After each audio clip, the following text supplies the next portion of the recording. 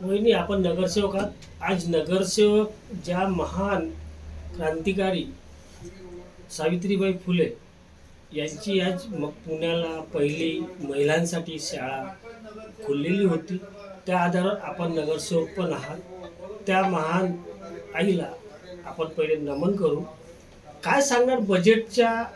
आपण आता हालीला बजेट झालेलं आहे, त्या बजेटमध्ये विपक्षांनी आणि पक्षांनी खूप जोरदार विरोध केलेला आहे.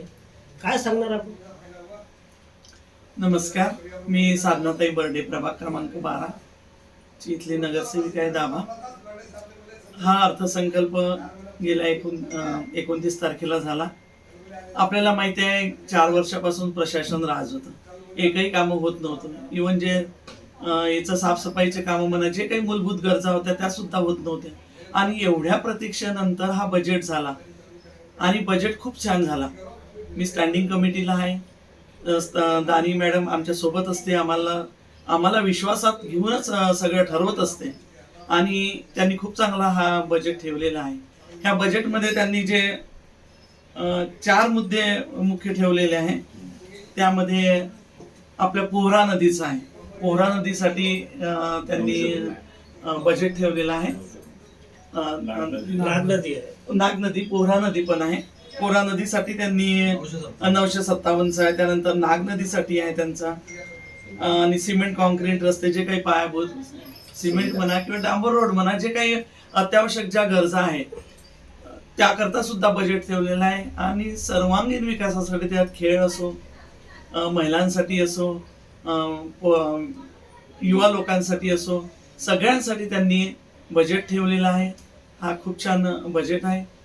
आणि विरोधी पक्ष त्यामध्ये काहीतरी चुका काढून हा बरोबर नाही असं म्हणत आहे, पण हे बरोबर नाही. पण विरोधच नाही बहिणी, पण बजेटमध्ये शिक्षणासाठी कुठतरी वंचित आहे असं वाटलं नाही का बजेटमध्ये? कारण की महानगरपालिकेच्या शाळा बंद पडलेल्या आहेत कितीतरी, प्रत्येक क्षेत्रामध्ये, विधानसभा क्षेत्रामध्ये. त्या CBSE खोलणार असं आपण इलेक्शनमध्ये प्रावधान होतं BJPच्या एजेंड्यामध्ये, पण ते कुठतरी ते बंद केलेलं आहे. बंद झालेल्या आहेत त्या, विद्यार्थी मिळत नसल्यामुळं. आणि आजकाल मराठी शिक्षण देण्याकरता कोणीच पुढे येत नाही, त्यामुळे त्या बंद पडलेल्या आहेत. परंतु त्या आकांक्षेमार्फत 6-7 आपल्या शाळा सुरू आहे. आणि इंग्लिश मीडियम त्यामध्ये घेण्यासाठी आमचा प्रयत्न सुरू आहे. तर इंग्लिश मीडियम जर आलं तर नक्कीच आपल्या शाळा या पूर्वत सुरू होईल अशी. म्हणजे महानगरपालिकेच्या शाळा ज्या त्या CBSE बनवू शकतात असं आपलं म्हणणं आहे. हो, बनवू शकतो. पण कारण आता ह्या प्रायव्हेट शाळांमध्ये खूप फीज आहे आणि एवढी सर्वसाधारण लोकांना न परवडणारी आहे. पण हीच महानगरपालिका अगर CBSE शाळा खोलते तर त्यात गरिबांचं भलं होईल ना, शिक्षणाला थोडं. नक्कीच शाळेचे ड्रेस त्यांना देत आहे. हा प्रावधान ह्या बजेटमध्ये नाही घेतलेला आहे ना.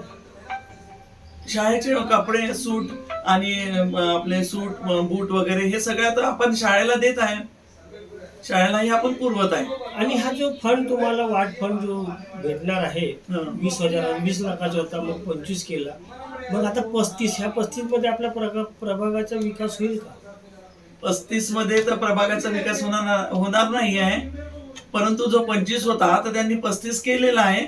पण आमची अपेक्षा आहे की हा 50 होईल तर ठीकच होईल. कारण हा जो बजेट आहे आम्हाला वर्षभर पुरवावं लागतं, म्हणजे 31 मार्च पर्यंत.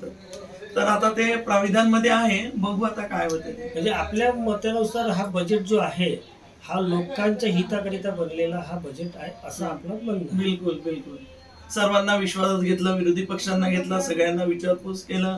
बजेट लागेच तो लेट झाला, परंतु सगळ्याला विश्वासात घेऊनच हा बजेट बनवला, म्हणूनच उशीर झाला. आणि गेल्या कित्येक दिवसापासून प्रशासन राज होतं, त्याच्यामुळे आपली काहीच कामं होत नव्हती. परंतु दानी मॅडम हुशार आहे आणि त्या दरवर्षी बजेटमध्ये सहकार्य करते आणि त्यांच्या माध्यमातून हा बजेट झाल्यामुळे हा खूप चांगला आहे.